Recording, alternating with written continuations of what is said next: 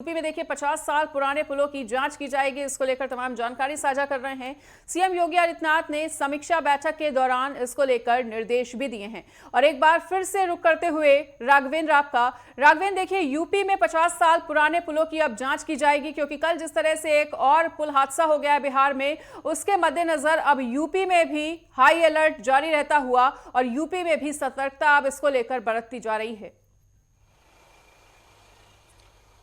बिल्कुल मनीषा, जिस तरह से बिहार में पिछले 15 दिनों में 12 पुल बह गए हैं या गिर गए हैं, उसको देखते हुए यूपी सरकार का ये सराहनीय निर्णय कहा जाएगा कि एक स्वागत योग्य निर्णय मुख्यमंत्री योगी आदित्यनाथ द्वारा कर लिया गया। जब पीडब्ल्यूडी के कर्मचारियों द्वारा, अधिकारियों द्वारा उनकी समीक्षा बैठक की जा रही थी, तो उसी समीक्षा बैठक में ये भी निर्देश मुख्यमंत्री योगी आदित्यनाथ द्वारा दिया गया कि 50 साल से ज़्यादा जो भी पुल हैं उत्तर प्रदेश में,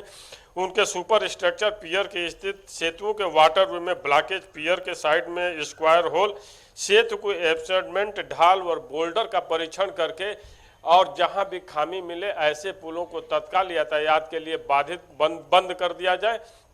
क्योंकि अगर यातायात चलता रहेगा तो वहां पे घटनाएं घट सकती हैं, पुलिया या पुल टूटने की बातें सामने आ सकती हैं। तो मुख्यमंत्री योगी आदित्यनाथ ने कल पीडब्ल्यूडी के कर्मचारियों को और अधिकारियों को निर्देशित किया है कि इस तरह के जितने भी डैमेज पुल हैं उनका सख्त निरीक्षण किया जाए और उनको प्रतिबंधित किया जाए और फिर से उनके मरम्मत करने के बाद से ही यातायात के लिए उन्हें खोला जाए। इतना ही नहीं, पीडब्ल्यूडी की कल की समीक्षा बैठक में मुख्यमंत्री योगी आदित्यनाथ ने एक नई पहल भी की है कि जितने भी राज्यों की सीमाएं हैं, चाहे वो बिहार से हों, राजस्थान से हों, झारखंड से हों, छत्तीसगढ़ से हों, जहां पे भी अन्य राज्यों की सीमाएं दिल्ली की सटती हैं, वहां पे भव्य द्वार भी उत्तर प्रदेश के लिए बनाया जाए कि अगर हम दूसरे राज्य से आते हैं तो वहां पे भव्य द्वार पीडब्ल्यूडी का बनकर तैयार हो, जो स्वागत करने के लिए तैयार रहे।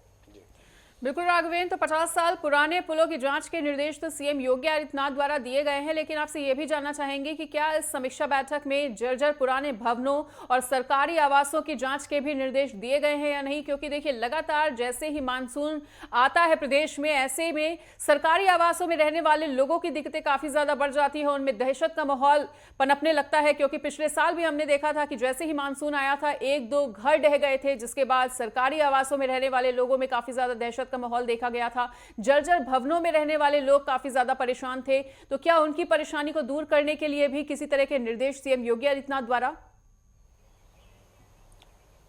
बिल्कुल मनीषा, उसके लिए भी निर्देश सीएम योगी आदित्यनाथ द्वारा जारी किए गए हैं कि जो भी सरकारी भवन जर्जर अवस्था में है, उनकी मरम्मत करा कर ही उसमें रहने के लिए अलाउ किया जाए। क्योंकि पिछले कुछ सालों में जिस तरह की घटनाएं घटी,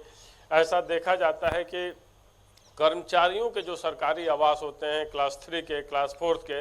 उनके भवन बहुत जर्जर अवस्था में पाए जाते हैं और भारी अगर बरसात होती है या तूफान आता है तो जर्जर भवन गिर जाते हैं, जिससे कई लोग घायल हो जाते हैं या मृत्यु हो जाते हैं। तो मुख्यमंत्री योगी आदित्यनाथ द्वारा निर्देशित किया है कि राज्य संपत्ति विभाग द्वारा या पीडब्ल्यूडी के या जितने भी गेस्ट हाउस हैं या सरकारी आवास हैं,